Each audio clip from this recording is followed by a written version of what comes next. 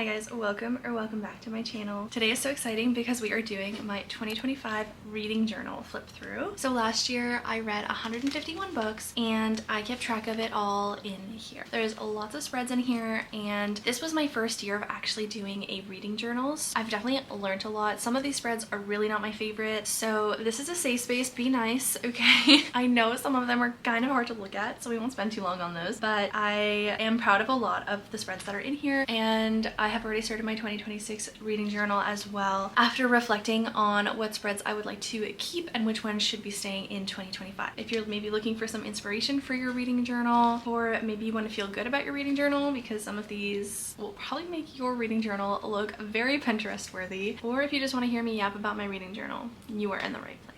Without further ado, let's do a reading journal flip through. Okay, so starting off at the beginning of the journal, I have just a 2025 spread thing to just be like, this is my 2025 reading journal. Quickly moving on, I have my rating system at the beginning, which really doesn't help much. I changed this in my current one. It's a bit more detailed because I try to be like consistent with my ratings, but as you read more books, I feel like less things impress you. So things that like used to be a 4 stars are now like a 3 stars. So I did adjust this in my new one.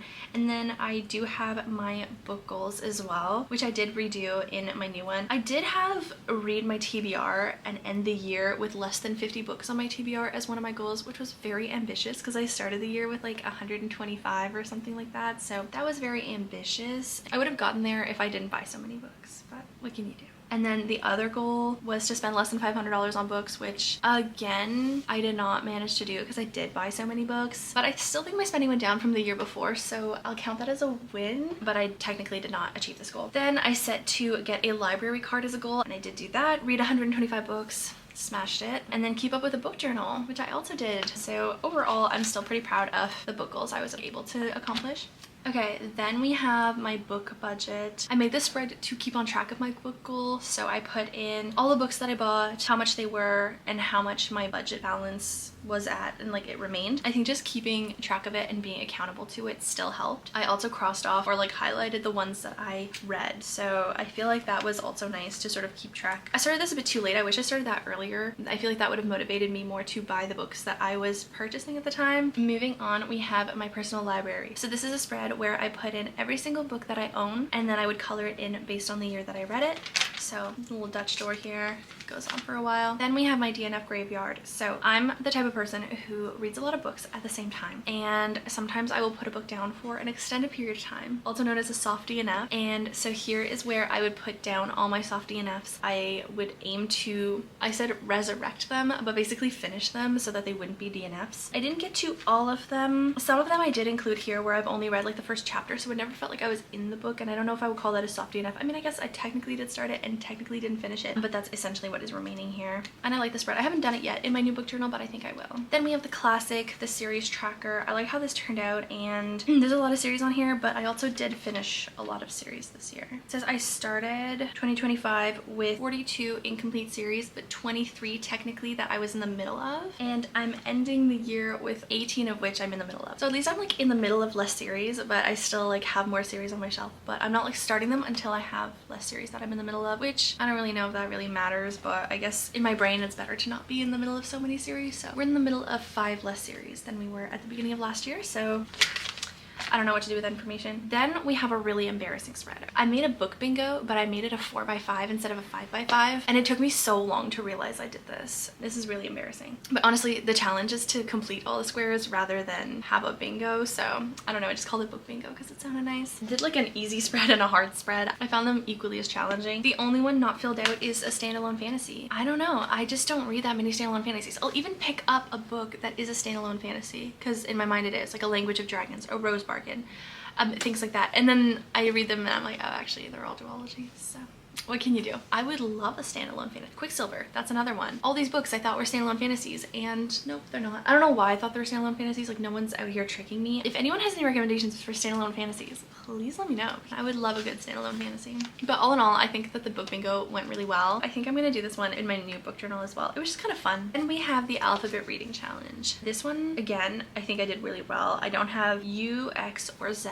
and this is a spread that I don't think I'm gonna bring into my new book journal because because quite frankly, who cares? I didn't complete it and I don't care, you know? And so I think to me that means that I probably shouldn't continue with this spread. For example, the book bingo on the other hand, I'm like, shoot, I wish I had read a standalone fantasy to complete that spread, right? So I really don't care about reading a book that starts with X, which by the way, I really tried to find one and they just don't really exist. And I'm like, I'm not gonna go hunting for these really obscure books just because they start with the letter X or Z or whatever, and just to fill out a spread. Like, these aren't necessarily books I want to read and it's really not that deep. So yeah, I'm probably not gonna put the spread in my new book journal. Okay, then we have one of the spreads that aches me up the most, my trophy case physical wish list. I do like the idea of the spread, I just don't love how it turned out. But essentially every book that I would read, not physically, but then I would finish it and be like, I really want a physical copy of this book because it was so good, I really enjoyed it, whatever the reason may be, I would write them down and so they would go on to sort of like a wish list of sorts. I do want to continue this spread in my new book journal. There's something satisfying about having finished a book, really wanting the physical copy and being like, I'm gonna wait a beat, I'm gonna put it on my list and see how the year goes, see how many books I'm buying, and hopefully this year I can buy some of these books as I'm not buying too many more new books to be adding to my TBR. So that's the goal. Okay, moving on, we have a classic. Of course, I'm gonna keep this monthly reading tracker, how many books I'm reading each month, and then I also put in my average star rating. That's what's written on top and like the little bar graph through. And yeah, I'm definitely gonna keep this for the new year. I think it's just fun to see like when I'm reading more books. And then of course I have my favorite book of the year bracket. This is definitely a classic and I'm definitely going to keep this for next year as well. Then we have one of my favorite spreads and one of the spreads that I would use the most for the information on here, and that is my 2025 new releases. For this one, I would highlight it when I would read the book, and then I would like highlight the months where if I finished all the books in that month. This I'm definitely going to redo in my new book journal, but I'm going to do it a little differently. I am just going to make sure that I'm only writing down books that I can read, if that makes sense. So if there's a book that's coming out in a series but like I haven't even started the series, or you know, I'm at the very beginning or something like that, like that happened to me with some of them where like,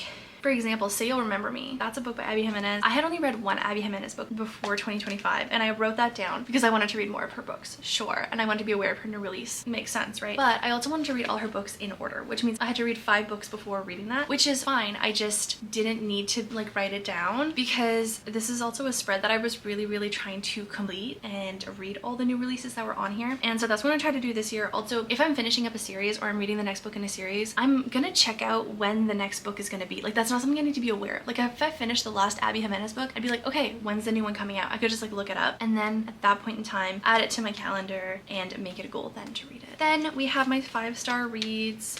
This spread is definitely what I'm gonna keep. I think I'm gonna do 2 spreads. I think I'm gonna do one for my 5-star reads, like the books of my year, but I think I'm also gonna do a spread of like runner-ups, because sometimes just because it wasn't 5 stars doesn't mean it wasn't like so good. I think I'm gonna do a spread of 4.5 to 5 stars, and I feel like there's a lot of books that go in there. I have 4.75 is one of my favorite ratings to give. I love a good 4.75. I feel like I want to do 2 spreads of like 5 stars and then like other books that should not be forgotten just because they didn't make it to the 5-star spread. Also for Christmas, I got one of those like printers that can print out like stickers of the book covers. So I'm so excited to see this spread next year with the actual book covers on it. I think it's gonna be so much more satisfying and I'm so excited to do that.